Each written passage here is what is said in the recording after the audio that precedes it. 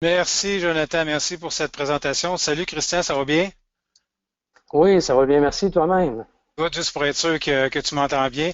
Donc, bonjour à tous, bon midi, bon vendredi, merci d'être là. En fait, c'est un privilège de vous avoir avec nous ce midi pour venir vous parler des 7 sources de gaspillage en dentisterie. Donc, les 7 sources de gaspillage en clinique, les 7 éléments qui vous nuisent à l'évolution de votre pratique. Mon nom est Henri Petit, je suis spécialiste en vente et en amélioration de la productivité et je suis également accompagné de mon collègue Christian Kodak, qui est également spécialiste en amélioration de la productivité.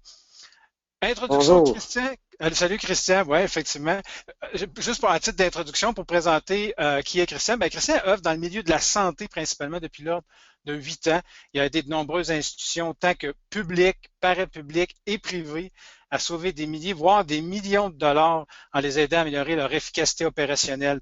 Il a formé plus de 4000 personnes en amélioration de la productivité et a accompagné également une centaine de directeurs et de gestionnaires à atteindre leur objectif d'affaires. Mon côté, ben, j'ai le plaisir d'œuvrer dans le milieu de la dentisterie depuis plus de 10 ans, dont 5 ans en implantologie. Oui, j'ai été représentant en implant. Et depuis 2010, ben, j'aide, entre autres, les cliniques à augmenter leur efficacité et leur productivité au travail, mais tout ça en utilisant et en maximisant les ressources humaines, les ressources euh, employées des cliniques. Je suis également l'auteur de 14 articles dans le milieu de la dentisterie qui ont été publiés, dont plusieurs ont été publiés dans la revue Le Denturo. Petite parenthèse aujourd'hui, la présentation d'aujourd'hui donne un crédit de formation là, pour les denturologistes, donc on trouvait ça génial. Alors, je vais demander à Jonathan de couper la vidéo histoire de juste pas vous distraire, donc restez concentrés sur la présentation d'aujourd'hui. All right, merci beaucoup. Alors, on peut faire la même chose aussi peut-être pour Christian, si tu permets, Jonathan. Alors, qui est EPC? En fait, je l'ai mentionné d'entrée de jeu, là, on est une organisation qui offre 3 volets de service. Le premier pour les cliniques, entre autres, c'est l'amélioration des ventes. Donc, comment maximiser le retour, pas le retour, mais comment maximiser les ventes à la chaise, le taux d'acceptation principalement sur les plans de traitement qui sont plus onéreux. On aide aussi les cliniques à améliorer leur retour sur l'investissement sur le marketing, donc toute la portion des réseaux sociaux, comment on va tirer le maximum de ça, l'utilisation du site Internet, toute cette portion-là, donc on aide les cliniques. Deuxième volet, ben, l'organisation au travail, c'est ce qu'on va discuter aujourd'hui. Donc, comment être plus productif, comment maximiser les ressources humaines que l'on a pour maximiser le rendement de notre clinique. Et le troisième volet, c'est la gestion des ressources humaines. Et Dieu sait que quelque chose de c'est un défi, en fait, pour la plupart des gestionnaires de cliniques. Donc, on offre de l'aide pour la gestion des conflits qui peuvent arriver entre employés, cahier d'employés, évaluation du rendement. Donc, gérer plus efficacement, c'est ce que l'on offre avec l'aide de différents partenaires. Eric, Pourquoi on vous parle? Oui, n'oubliera pas d'afficher ton écran. On voit juste mettre ta présentation en plein écran, s'il te plaît. ça sera plus facile de même, hein? Ouais. Est-ce que Excellent. vous le voyez? Super. Merci. Désolé, ça c'est je dis pas le stress, mais des fois de se concentrer beaucoup sur le contenu, on oublie la partie technique. Merci, Jonathan. Donc, pourquoi on parle de sujet aujourd'hui, des 7 sources de gaspillage en clinique? D'où est-ce qu'il y a cette origine, l'origine de ce contenu-là aujourd'hui?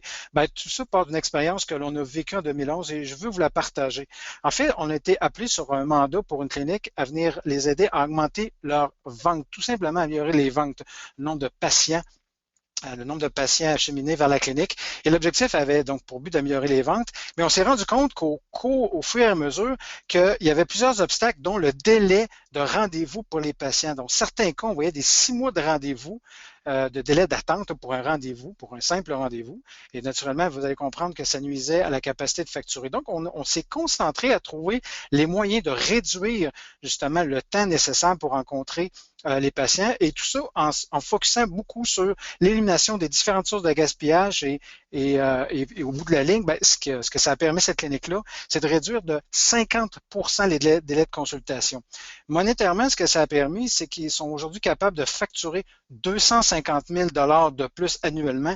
Donc, c'est énorme. Je ne suis pas en train de dire que vous allez facturer 250 000 si vous attaquez aux 7 sources de gaspillage qu'on vous présente aujourd'hui, mais ça vous demande tout l'impact que ça a apporté. On s'est rendu compte que le même défi était répandu auprès de plusieurs cliniques dentaires. Donc, on a fait un troisième, un quatrième, et ainsi de suite. Beaucoup de mandats d'ailleurs ont été réalisés auprès des denturologistes à donner comme ça, mais on en a fait quand même plusieurs aussi au niveau des cliniques dentaires, donc de dentistes. Aujourd'hui, on vous présente le fruit de nos observations, puis tous les dénominateurs qui empêchent les cliniques d'augmenter les revenus, de réduire leurs coûts d'opération. À la fin de la présentation, ce qu'on veut, on croit que vous serez en mesure d'identifier les gaspillages, les 7 sources dans votre clinique, puis être capable d'apporter des solutions, d'être en mode action pour tenter de les résoudre. Du moins, c'est notre objectif. Mais avant, on a une petite question. En fait, j'ai une question pour les participants, ceux qui sont là actuellement. Selon vous, quels sont les plus importants grugeurs de temps dans votre clinique? Essayez d'y penser quelques secondes. Qu'est-ce qui vous gruge le plus de temps? À titre d'exemple, est-ce que vous faites déranger régulièrement par les employés ou constamment par les employés? Est-ce qu'il y a des équipements qui fonctionnent plus ou moins adéquatement et vous devez passer du temps pour les réparer ou pour, en tout cas, les réparer effectivement pour les mettre dans le bon ordre? Mauvaise planification des salles, c'est un autre exemple. Bref, on aimerait lire vos commentaires. Si le cœur vous dit de le partager avec Christian et moi, vous pouvez le faire tout simplement en envoyant vos commentaires dans la petite boîte que vous voyez à l'écran. Ce serait super le fun. En fait, ce qu'on veut vous démontrer à travers ces fameux grugeurs de temps-là que vous avez, c'est que les statistiques démontrent que jusqu'à 85% des activités humaines, des activités quotidiennes humaines en clinique sont représentées par des gaspillages de toutes sortes. Puis quand je parle de gaspillage, je fais pas un lien direct avec ce que vous allez jeter à la poubelle. C'est beaucoup plus que ça. Ce sont les gaspillages, c'est des éléments que vous ne voyez plus. OK. Là, probablement que vous commencez à vous poser des questions. Je vais vous mettre un peu dans le contexte. Puis ce que je veux faire, moi, vous transporter chez moi pour vous démontrer à quel point les gaspillages sont omniprésents dans nos vies. Ce que vous voyez à l'écran, c'est mon tiroir de plats de plastique que j'ai chez moi. Chaque matin, il faut que je prépare le lunch pour mes filles, le lunch pour l'école. Chaque matin, figurez-vous que je dois fouiller environ 5 minutes dans ce beau tiroir-là pour joindre le bon plat avec le bon couvercle. Vous allez me dire, Éric, 5 minutes, pourquoi tu nous présentes ça ce matin? Je vous amène à faire un petit calcul. Oh, by the way, ça peut représenter plus que 5 minutes parce qu'il n'est pas rare qu'un plat va se retrouver dans le lunch, dans le sac à lunch de mes enfants ou à quelque part dans la maison, puis je dois le chercher. Donc, les 5 minutes, des fois, ça se transforme en 10 minutes. Mais pensez-y. Je prépare 180 lunchs par année. C'est l'année scolaire de mes filles. Ça représente 15 heures de recherche par année seulement pour faire, excusez le terme québécois, fitter le bon couvercle avec le bon plat. Je sais pas pour vous, mais moi, 15 heures de plus, je saurais quoi faire avec. Ça, c'est juste un exemple qu'on a dans nos maisons. Il en existe une tonne. Puis dans les vôtres aussi, je suis persuadé que vous avez les mêmes types de gaspillage aussi. Le problème, c'est que cette série de bouffe-temps-là qu'on a dans nos maisons sont devenus si présents dans nos vies qu'on ne les remet plus en question parce que c'est juste 5 minutes. C'est rien 5 minutes, mais ça représente 15 heures lorsqu'on les met bout à bout. L'effet pervers de ces mauvaises habitudes-là, c'est que vous les transportez dans votre milieu de travail, donc dans vos cliniques. Des minutes que vous ignorez, les 5 minutes comme ça, qui deviennent des 15 heures, ça se transforme en réduction ou ça vous limite en capacité de facturer davantage, puis c'est de l'argent perdu. En résumé, là, ce qu'on veut dire là-dedans, c'est que les gaspillages sont devenus tellement présents dans vos pratiques que vous ne les voyez plus et que même certains sont complètement ignorés. Alors, on en vient à ces fameux gaspillages-là. D'où est-ce que c'est cette origine? D'où est-ce que ça vient, ce mot gaspillage-là? Pourquoi on utilise ça? Pour vous le présenter, je transfère la parole à mon collègue Christian. Bon, merci Éric. Donc, d'où proviennent ces gaspillages? Je vous présente M. Taichi Ohno. C'est le père fondateur du système de production qui existe chez Toyota. Là, vous devez vous dire, mais pourquoi on se fait parler de Toyota? Nous, on ne fabrique pas des voitures, on traite des êtres humains. Mais vous devez savoir que chez Toyota, il existe une culture organisationnelle qu'on appelle une culture d'amélioration continue. Cette culture vise à éliminer toutes les sources d'inefficacité qu'il y a dans l'organisation. Tout ce qui gaspille la disponibilité des gens à créer de la valeur pour le client. Donc, Taichi Ohno, lui, lorsqu'il a commencé à travailler chez Toyota, son mandat, ça a été d'aider les gens à être plus efficaces. Et pour ce faire, lui, il est parti à la chasse de toutes les sources d'inefficacité. Et ces inefficacités-là, il les a regroupées sous différents types de gaspillage qu'on rencontre fréquemment dans les organisations. Si vous consultez la littérature, vous pouvez consulter le terme muda, qui est en japonais, qui va désigner les gaspillages.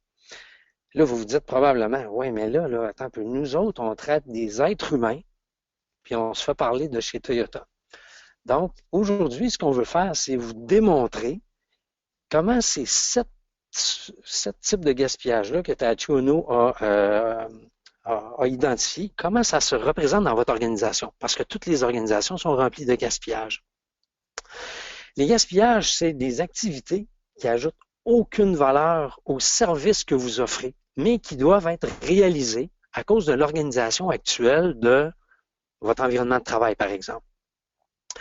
Ces gaspillages-là, ce sont des activités pour lesquelles le patient ne serait pas prêt à payer, mais vous devez les assumer parce qu'elles font partie de votre réalité. Je vais vous donner des exemples. Pensez-vous que vous seriez en mesure de facturer tout le temps que vous perdez à chercher soit de l'information, des outils, des dossiers dans votre clinique? Pensez-vous qu'on peut le facturer? Pourtant, vous le subissez, ça. À chaque fois que vous vous faites déranger par vos employés, votre secrétaire ou une collaboratrice ou un collaborateur, puis ça vous fait perdre du temps que vous ne pouvez pas dédier à votre patient, pensez-vous que vous pouvez facturer ça? À chaque fois que vous devez reprendre une tâche qui a déjà été faite par quelqu'un, ou que ce soit une de vos collaboratrices ou collaborateurs qui doit reprendre un travail qui a déjà été fait, est-ce qu'on peut facturer ce temps-là au client? Puis, aussi, à chaque fois que vous devez vérifier tout ce qui est fait, parce que les processus dans votre organisation ne sont peut-être pas assez efficaces. Donc, fort probablement que vous avez répondu non à chacune de ces questions-là. Bien, ce sont des exemples de gaspillage qui existent dans votre organisation et qui affectent votre productivité. Je vais introduire la notion de capacité de facturation. Parce que pour la majorité d'entre vous, vous facturez votre temps, donc un nombre d'actes, mais les gaspillages ont un impact sur votre capacité de facturer. On prend un exemple très concret. Disons que vous avez un chiffre d'affaires de 600 000 $ par année et que vous, en tant que spécialiste, vous générez 400 000 $ de ce 600 000 $-là. Donc, si on divise le 400 000 $ par 1600 heures en moyenne travaillées par année, ça donne un chiffre d'affaires, un robinet de facturation de 250 $ de l'heure. C'est ce que vous, dans votre organisation, vous êtes en mesure de facturer actuellement avec l'organisation actuelle. Mais, comme j'ai mentionné, actuellement, votre organisation est remplie de ces gaspillages-là qui affectent votre productivité. Donc, la conclusion de ce que je vous raconte là, c'est que si vous êtes en mesure d'éliminer des sources de gaspillage qui affectent votre efficacité, vous allez avoir un impact direct sur votre capacité de facturation. Fait qu'Éric, je vais te retourner la parole pour donner d'autres types d'exemples de gaspillage puis de leur impact. Effectivement, Christian, écoute, ce qu'il faut comprendre, comme tu viens de mentionner, c'est que le robinet de facturation crée, en limitant votre capacité de facturer, ça a un impact, mais les gaspillages, entre autres, ont un impact sur votre capacité de produire, ce qu'on vient de mentionner, mais ça crée surtout une surcharge puis de la variation. Vous savez, régulièrement, lorsqu'on a été appelé pour aider des cliniques, c'était le cas, on arrivait en clinique puis on voyait des productions des semaines en dents de scie, donc vraiment de la surcharge, puis des semaines beaucoup plus tranquilles. Donc tout ça crée un stress et de l'anxiété. Vous avez compris que toute cette charge-là chez les employés, bien, les employés sont à risque de créer des erreurs. Donc ça augmente les coûts de production. Vous allez comprendre que mes coûts en tant que tel pour un gestionnaire de clinique est augmenté et ça a un impact directement sur mes profits. Et les heures supplémentaires, il y a un lien direct sur le nombre d'heures supplémentaires. Pour vous donner un exemple d'un cas vraiment pratique qui a été fait, je vous amène dans une clinique à Trois-Rivières où, en travaillant justement, le challenge qu'ils avaient, grosso modo, c'est qu'il y a le départ d'un denturologiste, en fait, ils sont 3 denturologistes, il y en a un qui quitte et le travail se retrouve sur les 2 autres, mais les 2 autres ne veulent pas se taper plus d'heures par semaine ou augmenter drastiquement leur nombre d'heures, puis ils veulent garder le même type de revenu. Donc, c'était le défi qu'ils avaient. Donc, on a travaillé avec eux, identifié, OK, quels sont dans les 7 sources de gaspillage, quels étaient les plus omniprésents, puis qu'est-ce qu'on peut faire pour les éliminer. Bon, au bout de la ligne, ce qu'ils ont réussi à faire, c'est qu'ils ont réussi à produire ou à livrer 80 prothèses de plus par année. Donc, ça, c'est des patients, 80 patients traités de plus par année. Ils ont réussi surtout, important, à niveler leurs heures de production. Donc, au lieu d'avoir une production en dents de scie, le carnet de rendez-vous était bien synchronisé avec le reste des procédures pour s'assurer justement que les semaines soient le plus régulières possible. Ils ont carrément éliminé les heures supplémentaires. L'autre point aussi, les inventaires. Ils ont réduit de 40%. Alors, imaginez-vous l'inventaire que vous avez dans votre clinique actuellement, donnez-y une valeur X. Puis imaginez-vous que vous récupérez 40% en termes d'argent dans vos poches. C'est beaucoup. Donc, ils ont réussi à le faire. Et il y a une réduction aussi importante du stress et de l'anxiété, parce qu'on avait un environnement beaucoup plus fluide, beaucoup plus intéressant. Fait qu'aujourd'hui, Christian et moi, on va vous amener à voir votre pratique sous un angle complètement différent, un peu de la même manière que si vous étiez assis dans la salle d'attente de votre patient et que vous aviez un regard du point de vue de votre patient. Pourquoi? Parce qu'on veut vous amener à voir des gaspillages que vous ne voyez plus, qui passent sous le radar tout simplement. On sait, selon les statistiques, que 30% des gaspillages, vous allez les observer, et 70% les autres, vous ne les voyez plus. Et c'est notre devoir aujourd'hui de vous amener à les voir tout simplement. Alors, Christian, je te laisse faire la première présentation de la première source de gaspillage. Merci. Je vais vous parler de la surproduction. Par définition, c'est quoi? C'est travailler sur le mauvais dossier au mauvais moment. Je vous donne quelques exemples. Des fois, on peut se rendre compte qu'on a un employé qui privilégie l'avancement de cas qui ne sont pas prioritaires. Sauf que l'impact que ça peut avoir, c'est que cette personne-là n'est pas disponible à travailler, disons, avec vous sur le cas qui est actuellement en cours et s'assurer qu'on soit le plus efficace possible, ou cette personne-là n'est pas disponible à s'assurer de la préparation du cas suivant. Un autre exemple, des horaires qui ne tiennent pas compte de la capacité du laboratoire ou des salles. Comme vous le savez, souvent vous donnez un mandat à votre secrétaire qui est de remplir les trous dans les horaires, mais parfois ça se fait sans tenir compte de la capacité du laboratoire ou de la salle. Donc, on va créer une surproduction, on va demander plus au laboratoire, par exemple, que sa capacité, puis ça peut engendrer des retards dans la journée, par exemple. Regrouper pour optimiser la production. Je vous raconte une anecdote. À un moment donné, j'étais dans une clinique, puis je me suis rendu compte qu'on regroupait les préparations de cas de toute la journée. Le matin, on fait toutes les préparations de cas et on accumule ça dans un endroit quelconque. Et là, ça créait de l'inefficacité parce qu'on s'enfargeait des fois dans ce manque d'espace-là. Et il pouvait y arriver des erreurs lorsqu'on arrivait pour apporter le prochain cas pour le prochain patient. Des fois, il y avait des erreurs parce que tout était fait à l'avance, il y en avait beaucoup. Donc, des fois, on pense qu'on est efficace en regroupant, mais ce n'est pas le cas. Un autre exemple, la publicité non ciblée. On sait que vous investissez beaucoup d'argent dans la promotion de vos organisations et parfois, si vous faites un envoi de masse et qui se retrouve dans des secteurs de votre localité qui n'est pas nécessairement votre clientèle cible, ben vous avez surproduit inutilement cette publicité-là, puis ça ne vous a absolument rien donné.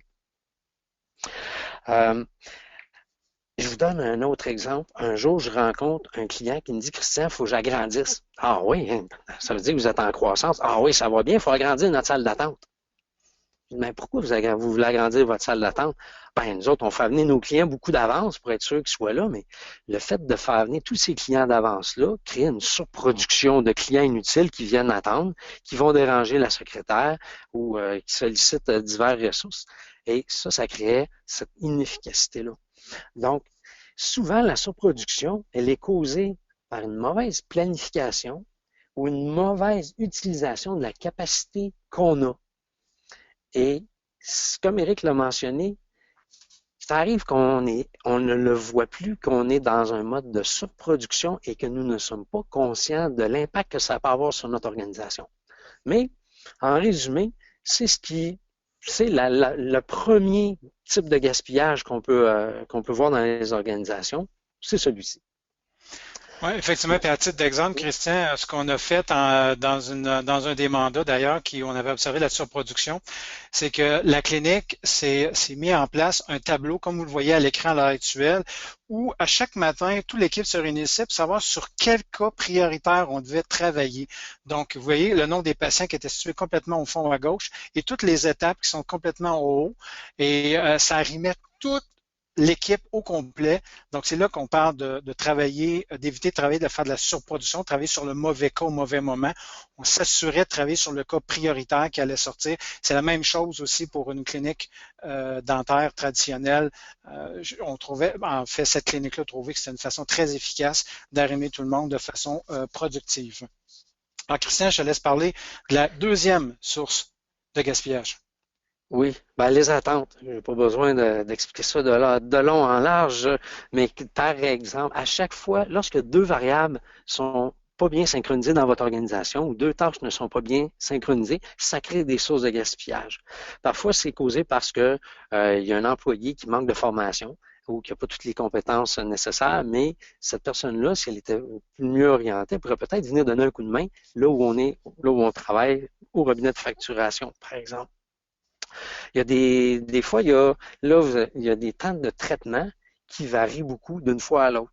Là, vous allez me dire, ouais, mais Christian, des fois, on a le contrôle là-dessus, puis on n'a pas le contrôle. Puis n'oublie pas qu'on ne fait pas des voitures, nous, on travaille avec des humains. Effectivement. Mais il y a des temps de traitement qui, des fois, sont sous-évalués et lors de la planification de la journée, ça a un impact sur l'efficacité et ça peut retarder les journées inutilement. Le cas classique aussi d'une personne qui arrive en retard à son rendez-vous ou qui n'arrive pas à son rendez-vous parce qu'on il a oublié de venir. Donc, là, vous pouvez perdre une opportunité naturellement, ça crée un vide dans la journée et ça crée une opportunité en fait, c'est un coût d'opportunité rendu là plutôt. Chaque rupture de stock qu'il y a dans votre organisation va créer des attentes et des fois, au niveau du contrôle de la qualité, des fois, il y a du surcontrôle de qualité, d'autres fois, il n'y a pas assez de contrôle de qualité, qui peut, par exemple, interrompre un cas.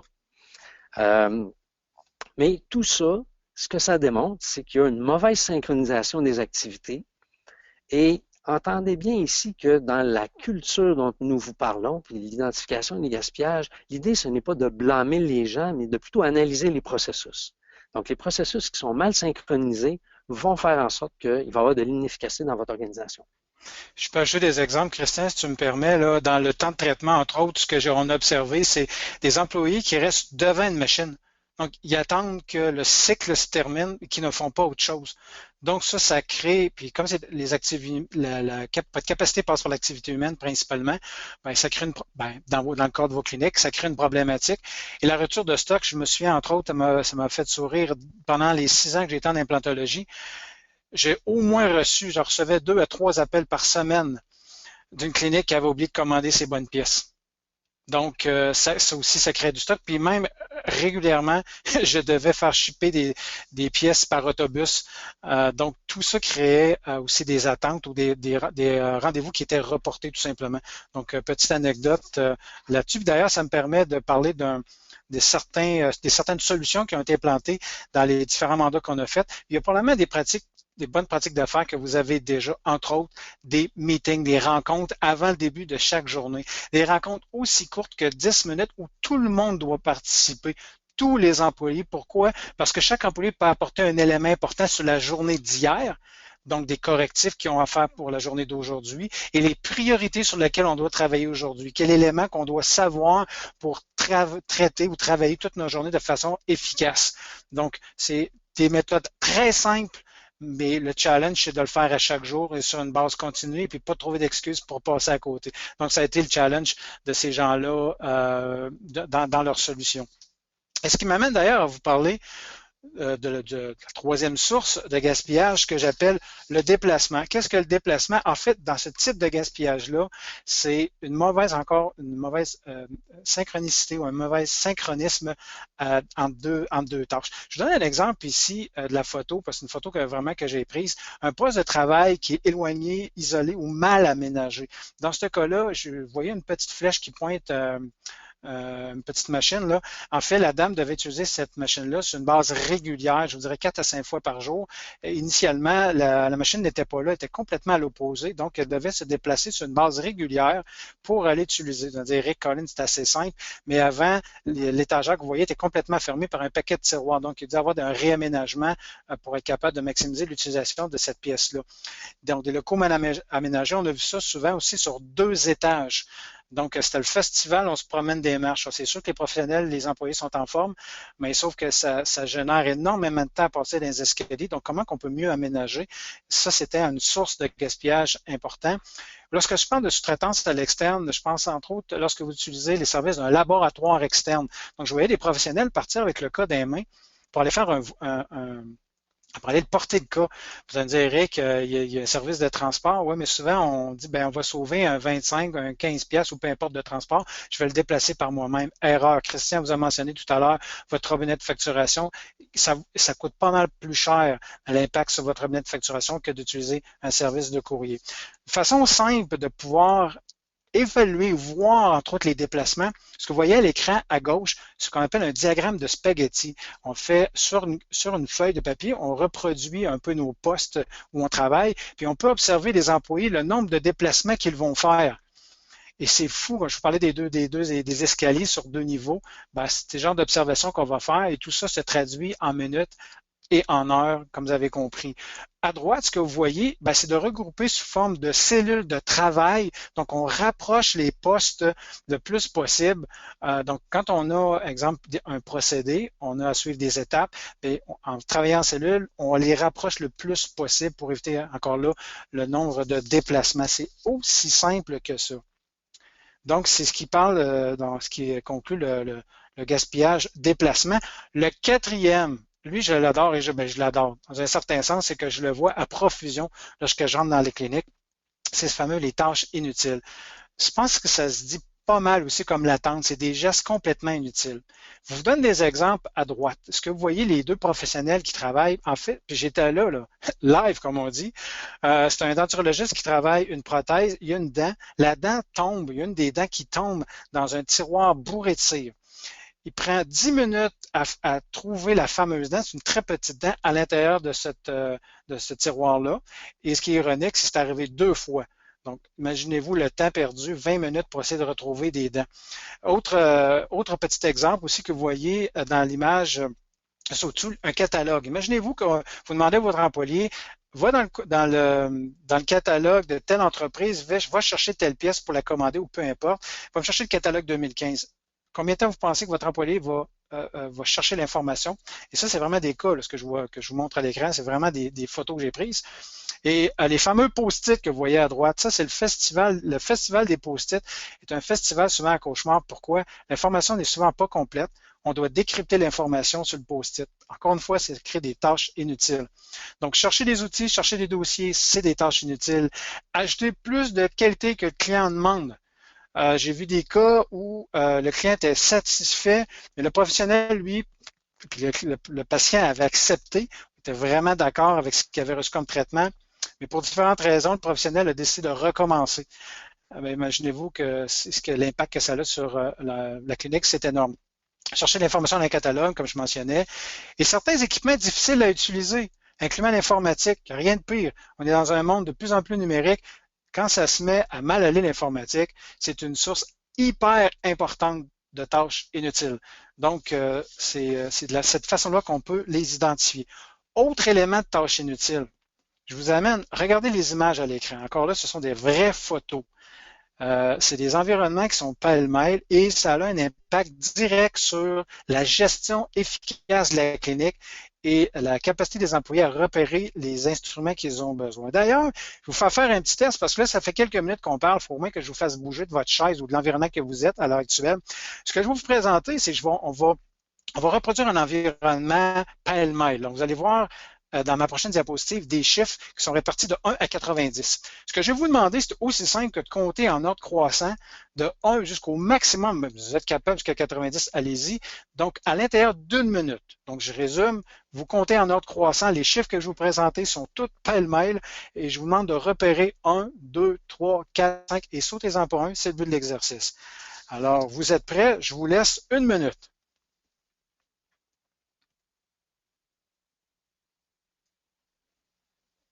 Participez, allez-y, faites le jeu, vous allez voir, c'est le fun. Bon, pour ceux qui n'auraient pas observé le 1, il est en bas à droite.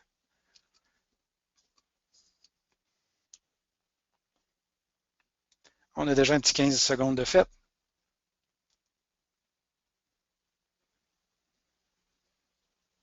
On est rendu un petit 30 secondes de fait.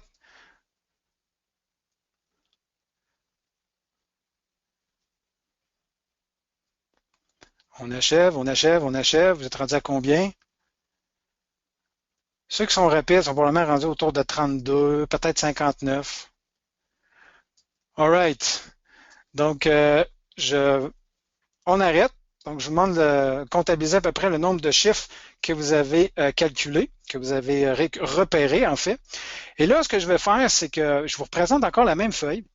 Et là, je vais simuler un environnement où on a vraiment éliminé le superflu. Donc, on a fait un ménage. Les chiffres de 50 à 90, on les a complètement éliminés. Et on a décidé de compartimenter aussi les chiffres. Alors, le même exercice, donc je vous propose encore une fois de compter les chiffres, les nombres en ordre croissant, et de 1 jusqu'à 50. Et encore une fois, ben là, je vous laisse peut-être un petit peu moins de temps, 30 secondes pour y compter. Go! Ah, vous allez me dire peut-être, hein?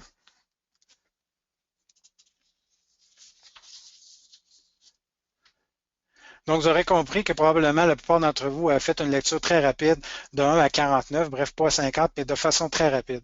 Ce qu'on veut simuler, en fait, là-dedans, c'est qu'un environnement propre, ordonné, remisé va être beaucoup plus efficace, va permettre aux employés de repérer l'information beaucoup plus rapidement. Donc, il y a un gain significatif. Et si vous voyez l'avant après dans les images que vous voyez à l'écran, je suis persuadé que vous allez me dire dans quel environnement vous souhaiteriez travailler. Même chose ici, un avant et après dans un environnement médical. Alors, si je vous demande d'aller repérer, de récupérer une béquille, vous avez compris que c'est beaucoup plus simple par ordre de grandeur. Vous pouvez l'identifier très facilement. Petit truc, dans votre environnement de travail, qu'est-ce que je dois garder proche de moi, entre autres, et qu'est-ce que je dois éloigner de mon aire de travail? Ben, en fait, tout ce qui est entre 70 et 100% devrait être vraiment à proximité de votre environnement le plus possible. Et ce qui est de 30% et moins, ben, allez-y dans votre inventaire, toujours dans votre aire de travail, pas trop loin, mais essayez de l'éloigner quand même. Donc, c'est un petit tableau très simple pour se repérer qu'on utilise lorsqu'on est en les mandats. Les employés l'utilisent pour disposer le matériel tout simplement. Donc, si vous voulez une copie de ça, ça me fait plaisir de vous l'envoyer. Puis, savez-vous quoi? Je pense que je vais vous l'envoyer aussi. Je pense que ça peut être un outil très pratique. Ce qui m'amène à vous parler du cinquième source de gaspillage, qui est le stockage. Pour moi, le stockage, c'est deux choses en clinique que j'ai observées. La première, c'est l'accumulation, tout simplement, l'accumulation de dossiers, une accumulation. Et c'est aussi la matière première, donc vos inventaires. Donc, la description d'un stockage en termes de gaspillage, ben, c'est tout ce que vous stockez, tout ce qui est pas indispensable, en fait, à la réalisation d'une tâche au moment voulu. Quand je vous parle de dossiers, entre autres, ce qui est comique, c'est que je me souviens je parlais avec un professionnel de la santé dentaire, puis il me dit, Eric, mes dossiers, quand j'ai fini mes consultations, je les complète toujours plus tard. Je dis, pourquoi tu fais ça? Puis là, je dis, ben parce que j'ai pas le temps, j'ai une journée chargée, ainsi de suite. Je dis, qu'est-ce que tu fais lorsque tu as à récupérer tes dossiers et à travailler dedans? Puis au fur et à mesure que je posais les questions, on s'est rendu compte, il s'est rendu compte qu'au lieu de prendre 2 minutes, comme il aurait pu le prendre pour compléter le dossier, ben, ça en prenait 10 minutes, parce que le jour où il devait récupérer le dossier et le compléter, il ne se souvenait plus de ce qu'il avait dit. Donc, imaginez-vous, quand il y avait 12-15 dossiers qu'il devait compléter, ben, ça s'accumulait, puis ce temps-là, encore une fois, a une valeur. Donc, c'est ce qu'on avait observé, ça me faisait bien sourire là-dessus, et c'était assez évident, puis que le professionnel, d'ailleurs, a résolu le problème assez vite. L'autre chose, vos inventaires.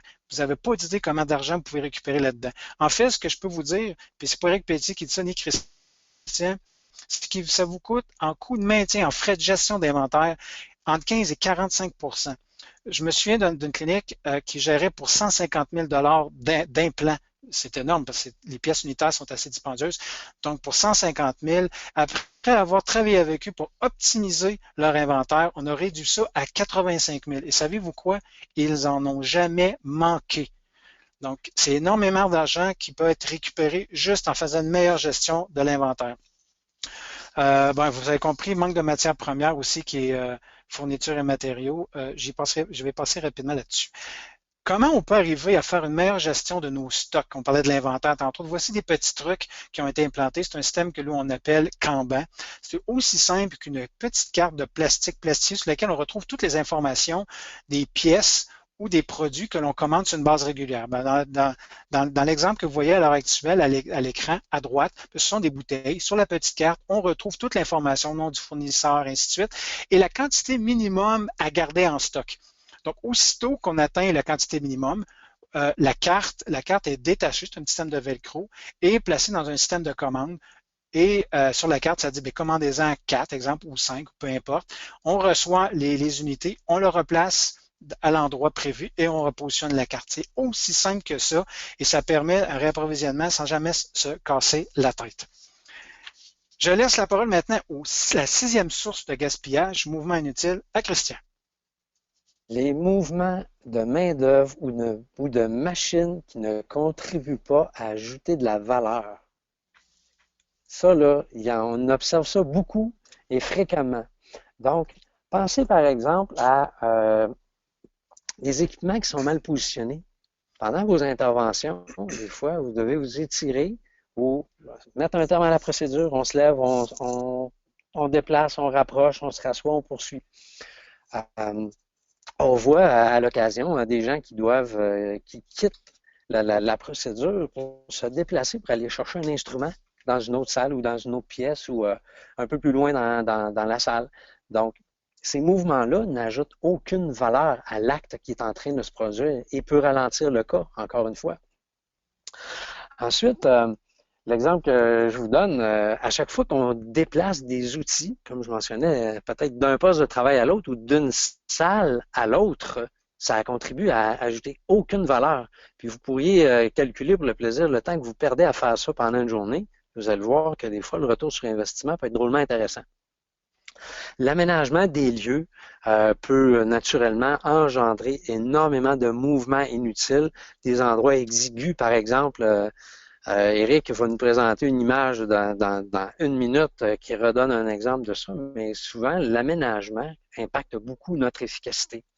Et la photo qu'il y a à droite de l'écran actuellement, là, imaginez, c'est un cas réel, là, est obligé de chercher est obligé de chercher le cas de Mme Tremblay. Ah, c'est le prochain cas, mais là, on doit aller regarder dans toutes les boîtes de cas, tous les bacs de cas qu'il y a dans la tablette avant de trouver le bon cas.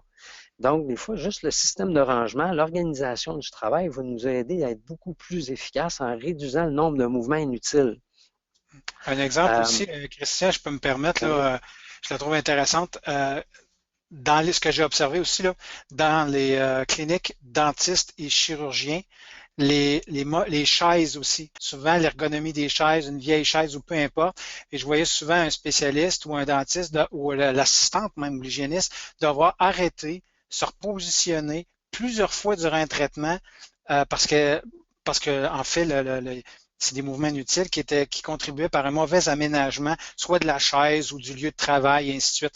Donc, c'est quelque chose que j'observais régulièrement. Puis c'est comique parce que la plupart du temps, lorsqu'on a fait ces observations-là, ben, ça a pris quelques jours ou quelques semaines et les professionnels remplaçaient tout simplement soit une mauvaise chaise ou la chaise d'intervention. Je ne parle pas de la chaise du patient, mais vraiment la chaise qui est utilisée pour les interventions. Tu es toujours là, Christian? Oui, je suis toujours là, Éric. Oui, c'est parce que c'est ça, je pensais à notre autre acétate là où on a un environnement, un exemple extraordinaire là, de Effectivement. mouvement inutile. Là, quelqu'un qui travaille dans un garde-robe, ça crée certains impacts. Effectivement. Ça que tu la présentes parce que c'est un endroit que toi tu as visité. Oui, effectivement. Là, ce que vous voyez à l'écran, ben, ça touche un peu ce que je viens de mentionner au niveau de la chaise, mais imaginez-vous, cette personne-là, regardez la hauteur du comptoir, puis regardez la hauteur de la chaise. Donc, imaginez que je vous demande sur une base régulière de travailler les coudes à la hauteur des épaules. C'est pratiquement impossible de garder ce rythme-là à longue haleine. L'environnement de travail aussi, c'était vraiment pas large, c'était gros comme un garde-robe.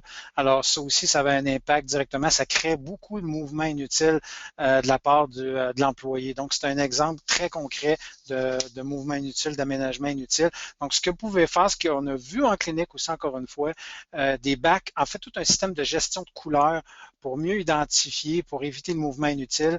Donc, dans le cas des bacs de couleurs, vous voyez ici, c'est aussi simple que de dire, c'est des cas d'implants, c'est des cas de prothèse complète, c'est des cas de partiels ou peu importe le cas. Donc, on pouvait l'identifier beaucoup plus rapidement. Les bordereaux aussi que vous voyez, là, les petites feuilles blanches accrochées au bac, au lieu d'avoir des produits qui étaient déjà préfabriqués, dans ce cas-là, la clinique l'a fait à son image. Elle a mis l'information qu'elles avaient de besoin pour traiter les dossiers. L'autre chose, à droite, ce que vous voyez, l'informatique. Théoriquement, vous devez, secrétaire, employé, peu importe, un dossier que vous devez accéder de façon régulière devrait se faire à l'intérieur de 3 clics ou moins de 10 secondes. L'utilisation des dossiers couleurs va aussi, moi j'utilise une base régulière dans mon environnement, ça permet d'aller repérer l'information rapidement. Donc, c'est un petit outil très simple, mais Dieu sait que ça sauve énormément de temps. Ce qui m'amène à vous parler du 7e et le dernier gaspillage. On arrive à plus de 40 minutes déjà de notre présentation. C'est les produits défectueux. En fait, ça le dit. C'est toute correction, réparation d'un produit, d'un service pour satisfaire les doléances ou les exigences du patient. J'espère que vous aimez mon image en bas à droite des dentiers inversés. C'est souvent en lien avec un employé mal formé. Un standard de fabrication qui n'est pas précis. Je vous donne des exemples parce que je les ai vécus ça aussi. Un professionnel qui demande à une assistante ou qui demande à un auxiliaire de préparer quelque chose et je vais vous donner un exemple, un porte-empreinte individuel, tiens. Alors, on demande un porte-empreinte individuel, l'employé s'effectue à la tâche, il revient avec le porte-empreinte et le professionnel lui dit non, c'est pas comme ça, je le voulais. Ouais, mais l'employé, il sait pas, lui, quelle longueur, quelle largeur, peu importe. Donc, il y a beaucoup d'informations qui manquent, donc ça crée des erreurs au bout de la ligne. Puis Dieu sait que quand on utilise un porte-empreinte qui n'est pas bien adapté, ça prend des empreintes ordinaires. Donc, c'est ce qu'on a vu. Donc, des employés mal formés, je reviens encore une fois. Un produit qui est non conforme aux exigences du client, c'est sûr. Le client fait une exigence envers un traitement X et on n'y répond pas. Ça crée des produits défectueux. Vous allez comprendre ça. Souvent, par contre, c'est des gaspillages. Souvent, qui vont aller vers, vous vous souvenez, le 30% que je suis capable de voir, ça va se retrouver dans cette section-là. Les erreurs de saisie de données, c'est sûr, dans un système informatique, si vous avez des erreurs de saisie, c'est sûr qu'à la base, ça risque de créer soit un produit défectueux ou ça crée des tâches additionnelles, donc des tâches inutiles. Vous allez voir souvent que dans les 7 sources de gaspillage, là, un va en créer d'autres. Il y a des liens qui se font en différentes sources de gaspillage. Donc, c'est ce qui représente un peu les produits défectueux. Et ce qui peut être fait, ce qui a été fait dans les cliniques, ils ont créé des modèles, entre autres, des références, des photos. La formation interne, ça arrive souvent. On a un spécialiste, un dentiste qui va se parfaire et revient et applique une nouvelle méthode, une nouvelle procédure. Et le reste des employés doivent essayer de suivre ce que le dentiste ou le spécialiste a appliqué ou le denturologiste a appliqué. Donc, Dieu sait que c'est intéressant, c'est important, vraiment important de former le plus possible le personnel à l'interne. L'entretien des équipements, c'est aussi niaiseux des fois que des exactos. J'ai vu des gens, des denturologistes travailler ou des employés travailler avec des exactos qui ne coupent plus. À 2 piastres la lame, là, et ça crée des problèmes. Le produit n'était pas, je dirais pas défectueux, mais n'était pas adéquat. Donc, ça crée pour 2 piastres pour une lame d'exacto. On remplace ça. Et c'est ce qui m'emmène à vous parler du dernier, qui était le remplacement, justement, des outils défectueux. C'était les 7 sources de gaspillage: surproduction, attente, déplacement, tâches inutiles, stockage, inventaire, mouvement inutile et produits défectueux. Christian, qu'est-ce qu'on peut faire justement pour essayer d'identifier, pour essayer de sortir de ça? Bon, on vous présente un truc de métier ici. C'est aussi simple que d'en faire la liste. Donc, prenez le temps de vous arrêter et d'observer les gaspillages qu'il y a. Vous pouvez faire l'exercice avec votre équipe, avec vos collaborateurs et collaboratrices, mais en fait, c'est de prendre le temps de prendre en note tout ce qui ne fonctionne pas bien. Et aussi, ce qu'on vous suggère, comme vous le voyez à l'écran, vous pouvez les catégoriser. Produits défectueux, mouvements inutiles, stockage, et ainsi de suite. Parce que c'est bien de prendre conscience de l'impact que ça a sur l'organisation et aussi ça va vous permettre de constater quels sont les gaspillages, les types de gaspillages les plus fréquents qu'il y a dans votre organisation. Donc, une des choses qui est importante c'est de trouver la cause fondamentale du gaspillage. Il est démontré statistiquement que lorsque on se demande pourquoi une chose est arrivée, bien, si on applique une première solution, bien 95% du temps, on ne s'attaque pas à la bonne chose. Donc, je vous présente le 5 pourquoi. L'idée, c'est de se poser 5 fois le pourquoi à une question pour en trouver la cause fondamentale. Donc, par exemple, on a un client qui est mécontent. Bien, pourquoi? Ben, il y a un retard sur l'horaire. Au lieu de se fondre en excuses puis tout ça, non, il faut se remettre en question pour essayer de comprendre pourquoi. Là, deuxième pourquoi. Ben, les 2 cas précédents, le sien, se sont étirés. Mais pourquoi? Parce que la procédure s'est interrompue à quelques reprises. Pourquoi? Parce que la technicienne a dû sortir chercher des pièces prothétiques, par exemple. Pourquoi? Ben, parce qu'il y a eu une mauvaise préparation du cas. Donc, vous comprenez le principe. Donc, on va aller travailler à la bonne place. Au lieu de mettre un plaster sur le bobo, on va trouver le clou sur lequel on s'accroche, puis on va régler le problème à la source. Et donc, on vous invite à être à la recherche de ces solutions-là. Et encore là, ne trouvez pas la solution juste par vous. Faites-le en équipe. En équipe, trouvez les solutions et trouvez un responsable d'implanter la solution, puis mettez une date d'échéance aussi pour s'assurer que le problème va se régler. Mais peu importe le type de solution que vous allez trouver, passez à l'action. Puis il ne faut pas procrastiner. On n'attend pas dans 2 semaines, dans 1 mois, puis on verra. Non, essayez de mettre en place une action et là, vous allez entrer dans un cycle d'amélioration continue qui va peut-être engendrer d'autres petites problématiques ou d'autres solutions qui vont apparaître. Mais l'idée, c'est ça, créer un mouvement d'action qui va vous aider à corriger les sources de gaspillage. Et plus vous allez corriger les sources de gaspillage à la source, bien, plus vous allez retrouver du temps, vous allez en trouver des bénéfices. Hein. Vous allez retrouver du temps pour augmenter votre capacité de facturation. Et comme vous le constatez, c'est pas très sorcier. Très peu d'investissement, énormément de gains pour un impact significatif sur votre productivité, puis aussi sur l'environnement, le climat de travail à l'interne. En fait, Christian, tu as raison. Nous, ce qu'on a observé à chaque fois, puis tu peux corroborer aussi, Christian, toutes les interventions qu'on a faites, tous les cliniques, c'est pas compliqué, tous les cliniques ont tous eu un gain significatif de l'ordre de 10% de leur capacité de facturer annuellement. Donc, imaginez que si vous avez une facturation de 600 000 ou de 400 000 ou 350 000, imaginez un 10% de gain additionnel. C'est-à-dire que vous êtes capable de passer plus de patients, donc il y a un chiffre d'affaires qui augmente et c'est du profit pur. Donc, du profit net dans vos poches qui sont. Donc, attaquez-vous au gaspillage. C'est ce que vous allez voir que des gains, c'est sûr et certain, pour des coûts minimes. D'ailleurs, un autre exemple qui a été publié d'ailleurs dans la revue Le Denturo en 2013, une denturologiste qui voulait réduire son nombre d'heures par semaine. Je suis persuadé que peu importe, que ce soit denturo, dentiste ou spécialiste, réduire de 5 heures par semaine, c'est énorme. Et ils ont réussi à le faire en s'attaquant exclusivement aux 7 sources de gaspillage. Ce qui est comique, c'est que la secrétaire a pu se libérer du temps parce ils ont amélioré certaines méthodes de travail et elle se retrouvait avec du temps supplémentaire et s'est mis à faire des rappels. Et en faisant des rappels, il y a des patients qui sont revenus, pas qui sont revenus, mais qui sont pris rendez-vous. Et dans les semaines qui ont suivi nos interventions avec l'équipe, ils ont réussi à générer 35 000 de facturation additionnelle. Donc, c'est quand même, c'est pas moindre. Réduction du stress, naturellement, pour les employés, puis un meilleur environnement de travail parce qu'on a des employés qui étaient beaucoup moins stressés. Vous savez, le gouvernement reconnaît que l'indice de productivité des Québécois est à son plus faible. On est en tant que de peloton là-dedans et c'est la raison pour laquelle ils octroient des subventions. Donc, si vous souhaitez passer à travers, aller vraiment creuser, aller chercher encore plus d'efficacité pour votre clinique, offrez toujours un meilleur service. L'objectif là-dedans, c'est d'offrir un meilleur service à vos patients. OK? Oui, il y a un terme pécunier, mais c'est offrir davantage un bon service, davantage un meilleur service à vos clients. Donc, il y a des subventions qui existent de la part d'Emploi Québec. Je termine avec une phrase qu'on utilise sur une base régulière d'Albert Einstein, en fait une citation d'Albert Einstein.